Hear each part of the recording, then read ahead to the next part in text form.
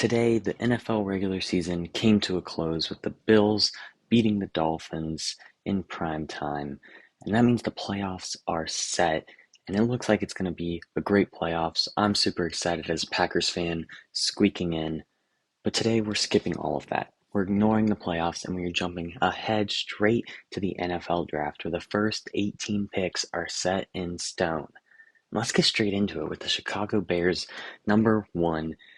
And wow, Justin Fields is not making it easy on the Chicago Bears, and I really don't know what they're going to do with this. Do they trade down from the number one pick in back to back years?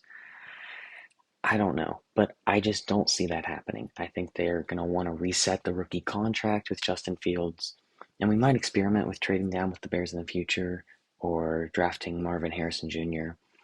But for this mock draft, I'm going to go with Caleb Williams. I still have him as my QB1, although the gap between him and Drake May is shrinking, I think, the more I watch the two of them.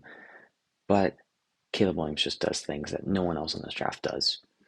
The Commanders at two, and this is a big deal for Commanders fans, right? Bill Belichick really screwed the Patriots on his way out, assuming it's his final year, right? They don't get one of these top two quarterbacks. Sam Howell has flashed down the stretch, but he's not the guy. I still don't think he's the guy. Although I really liked him, he was my QB2 in his draft class. We're going with Drake May. Patriots at three, and man, you would love to get a quarterback here, and you could still reach on a guy like Jaden Daniels, perhaps. But I think Marvin Harrison is too valuable not to do. I think you wait on quarterback, you bring in a vet, Kirk Cousins, maybe. I think the Vikings probably bring him back. But there's other options on the market, potentially Derek Carr, Russell Wilson. There's definitely other options. Cardinals at four, and this is kind of worst case scenario. Unless three quarterbacks go, then you can still get Marvin Harrison. But instead, I think you've got to look at this tackle class. Uh, PFF has Joe Alt, number one tackle, which it's kind of either or, but I still prefer Olu Fashanu.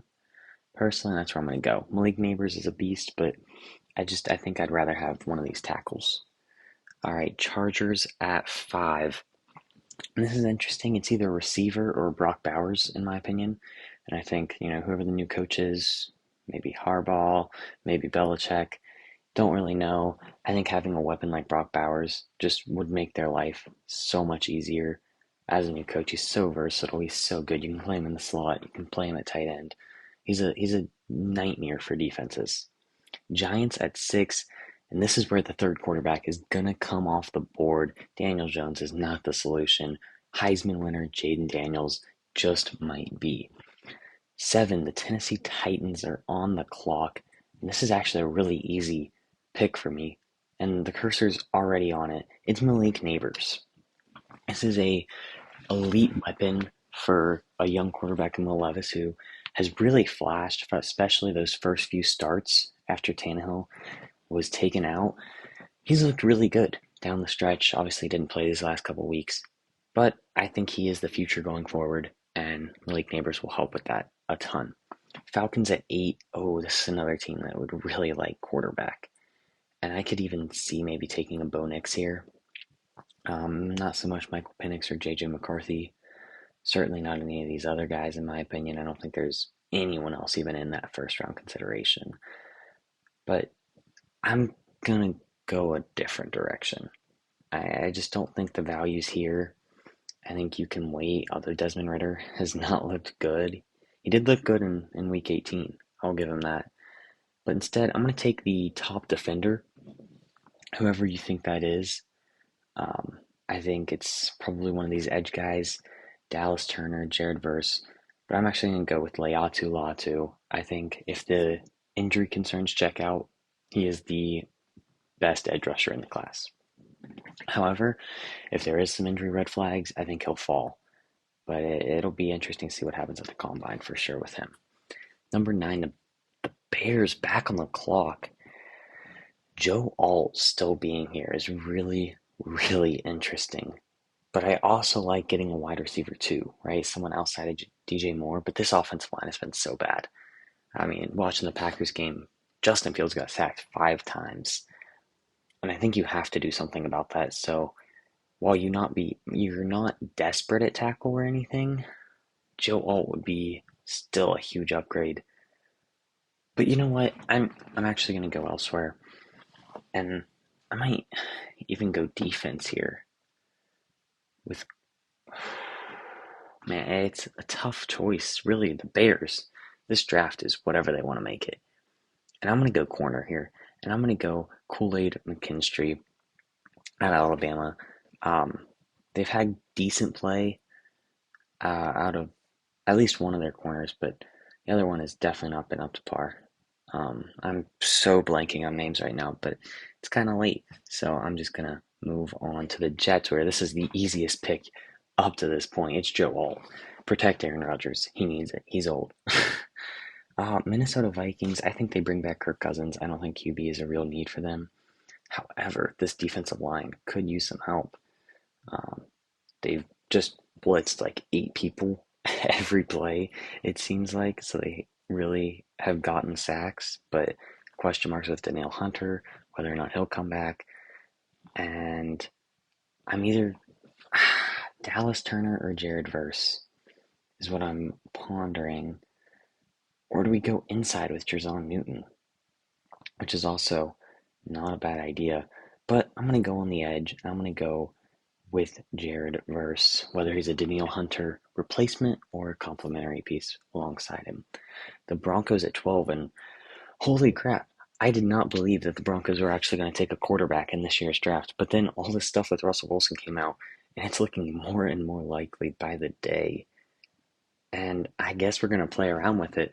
The Broncos seem like they are completely out on Russell Wilson. Still got to pay him a lot of money. Can you justify still taking a first round quarterback? Maybe, maybe. Uh, I'm gonna do it. Screw it. I don't know how realistic this is, but give me Bo Nix. Why not? It's not like you've got much to lose after this Russell Wilson situation. Wow, what a disaster. All right, the Las Vegas Raiders, and this is a interesting position because this is another place you'd like to have a quarterback. I mean, imagine Michael Penix throwing the ball downfield to Devontae Adams. That's a pretty sweet thought. But you could bring in a vet, although that did not work this year, right? You brought in a guy you thought was just going to be consistent, get the ball out, and Jimmy G, and it did not work at all. At all, at all. So maybe you do go with the young gunslinger, Michael Penix. I mean, he's not really a gunslinger archetype. He's more of a pocket passer. But dang it, he's got one heck of a deep ball. Maybe the best deep ball in college football. And that's tempting when you've got Devontae Adams on your team. But instead, I'm going to go defense. I'm going to go Jerzon Newton. He fell in the last draft. He's not falling here. He's not falling here. Saints at 14, another place you could look for a quarterback. Derek Carr has definitely struggled this year. Instead, we're going to go tackle because there's a lot of good tackles on the board. I'm going to go J.C. Latham here. I think it's just a solid pick, and I still don't like Michael Penix at this range. I really think he's more of a second round guy. And wow, Rome Odunze still being on the board is crazy. Wide receivers have really fallen, but Anthony Richardson is getting himself one heck of a weapon in Rome Odunze. I mean, that Colts team could be scary next year. They nearly made the playoffs. They were one drop pass away from the playoffs this year with their backup quarterback, with Gardner Minshew as their quarterback. Imagine what AR-15 can do next year. It's scary. It's scary. All right, Seahawks, and this is an interesting team. I feel like this is actually a pretty talented roster. They were, one Packers loss away from making the playoffs. Tough, tough break for the Seahawks, but I do like this team. But there are definitely some spots you could improve. You could look to improve the secondary. I think I drafted Cooper DeJean last time.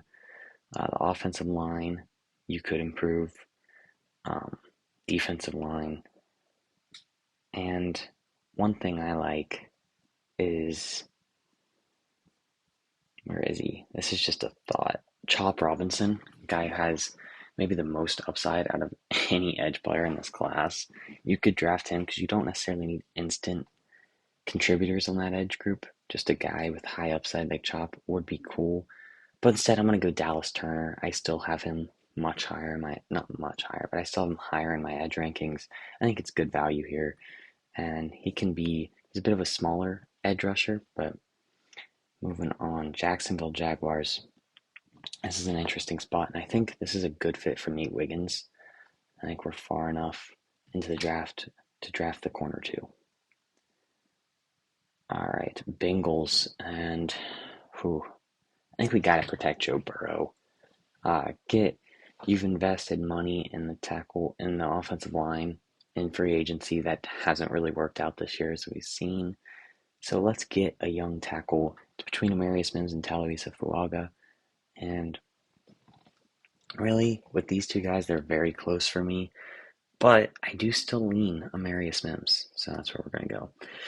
And my very own Green Bay Packers at 19. This is a tough pick, but I think it's a lot easier with the tackles that are left on the board. I'm not in love with any of them, and really, I think the tackle play has gotten a lot better down the stretch, and the safety play has only gotten worse. So I'm going to take Cooper DeJean to play at safety, maybe move out to corner in the slot if we need him there. But the safety has just been, oh my goodness, we have not had good safety play all year.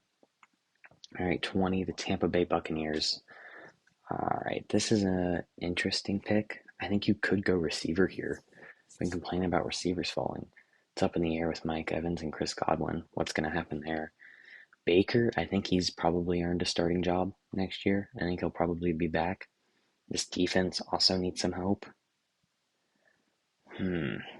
Definitely a tough spot to be in. Braylon Trice could be an option.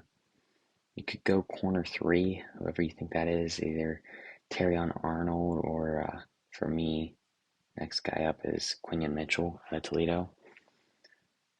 But I really like Emeka Egbuka as well, with so many question marks at receiver. Or you could go Graham Barton, who could play anywhere on that offensive line. There's a lot of options here. Keon Coleman is just great value at this point. Really does a lot of the same things that you have in your receiver core to replace, big body weapon downfield. Man, oh man. That would definitely be Baker Mayfield's deep threat. I mean, that would be pretty sick. But there might be more pressing needs at the minute. This is a tough one. This is definitely a tough one. But just for time's sake, more than anything, we're going to take Terrion Arnold. All right, Arizona Cardinals. This one, who do we get up top? We got a tackle up top, didn't we? All right, well, that makes this pick really easy. I'm going to go with a wide receiver. I'm going to go with Keon Coleman. I think he's great value at 21. Phenomenal value at 21. All right, the Rams, 22. I don't think quarterback's really your top need. I think that's a little outlandish. However, offensive line might be, and Talisa Fuaga is still staring me down, so that's where we're going to go. Big upside as a tackle prospect coming out of Oregon State. All right, 23, the Steelers. Don't know how they made the playoffs. This team has been up and down. I think it's a pretty easy win for whoever's playing the Steelers in the first round. I think it's the Bills, maybe, after they win. I think it's a pretty easy win. But the Steelers need help in a lot of places, but oh my goodness, they need help at corner. I wish one of the top tier corners were on the board. I wouldn't hate taking Quinion Mitchell here. And I think I'm going to do it. I don't think I've had him in any mock draft, so that's where we're going to go. A bit of a reach, yes, but we're mixing things up. The Bills at 24, I think the wide receivers that are on the board just make it too tempting to go receiver. And most notably, this guy right here, Emeka Egbuka, best receiver left on the board in my opinion. The Eagles would have loved him. Imagine pairing up Emeka Egbuka with Devontae Smith. That would have been pretty sweet. Although I think they're pretty similar players, so maybe not so sweet, actually. I think they both are actually very similar. All right, Eagles. This is another interesting pick. I mean, Brian Thomas is not a bad pick at all here. I don't think there's a linebacker worth taking in the first. However, you definitely could use some help at safety. And you've been walking out with some very subpar athletes at safety. And I think Tyler Newman helps with that, so that's where we're going to go. All right, Kansas City Chiefs. It's got to be wide receiver. Really, just pick your poison. For me, Brian Thomas and Troy Franklin are the best two on the board, and it's just pick your poison. I'm going to go Brian Thomas. I think he has the potential to be a true number one in the league. Texans, man, they've had a ton of injuries at wide receiver. They would love to get more playmakers on this team. And Troy Franklin, that's what he is. He is a big time playmaker. However, you could also look defensive line. There are some options. Ooh, I forgot Xavier Leggett was still on the board. Ooh, ooh, and Chop Robinson as well. Wow, it's just because PFF has him so low down here. I'm gonna go Xavier Leggett here. Screw it. Get another weapon for CJ Stroud. All right, Lions at 28. And I think I'm going to take my first interior offensive lineman here. This offensive line last year was really good. This year they've kind of taken a few steps back. And a lot of that was from the interior, right? Penei Sewell, absolute beast. Should probably be an all-pro this year. But this interior struggled, and I'm going to take Graham Barton to just fill whatever hole emerges, right? Whatever. All right, 29, the Dolphins. And here, wide receiver 3 is really tempting here. You've also had some injuries on the edge, right? And if those creep up again next year, it would be nice to have like a Braylon Trice or a Chop Robinson would be really interesting. Develop him to your next stud edge rusher alongside Jalen Phillips. Whew, that's scary. That's really scary. Or you could just look offensive line, most notably someone who can kick into the interior. And I think that's definitely the best bet. So we're going to go Troy Fautanu here. If it'll ever go through. Next up will be the Cowboys, which is an interesting pick as well. Cowboys at 30, and I think it's probably going to be Leonard Taylor. All right, so the thing with Leonard Taylor is if you look at his production, he's like a third round pick, maybe. Like, it's not impressive at all. But Miami has just not used him very effectively. And I think he's got some traits that you're willing to bet on. Maybe similar to a guy like Brian Brazil last year.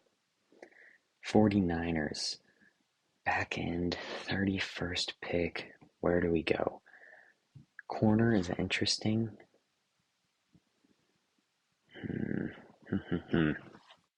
Trying to think. Kamari Lassiter, TJ Tampa. Man, I don't really like either of those guys as a first round pick at all. Kalen King, I might be more willing to put a first round grade on or take a first round pick on. Oh man, Jordan Morgan could potentially be your future tackle, right? I mean, you got Trent Williams, who's, apparently never going to fall off, but is definitely getting up there, and that's what we're going to do. I think Jordan Morgan is a true tackle, though. Ravens at 32. This is a nice place to be because there is so much value here. I mean, you could go a lot of different ways. Jalen Polk, I could actually kind of see him rising up some boards once you look past the fact that Rome Odunze was on the same team as him. However, I'm going to go with a different Washington player on the different side of the ball, Braylon Trice. He is an elite edge player, not just a pure pass rusher, but great against the run as well. He can be out there every single down, provides a lot of versatility to a defense that's already top 3 in the league, probably. Just round it off. You can get receiver later. This is a very deep receiver class. And there we have it. My 2024 NFL mock draft. Kind of tried to mix it up this time from last week. If you haven't checked that out, yeah, you should go check it out. But I really enjoyed it. I think this is really fun to do. Look forward to the new year. And That's all I have. Peace out.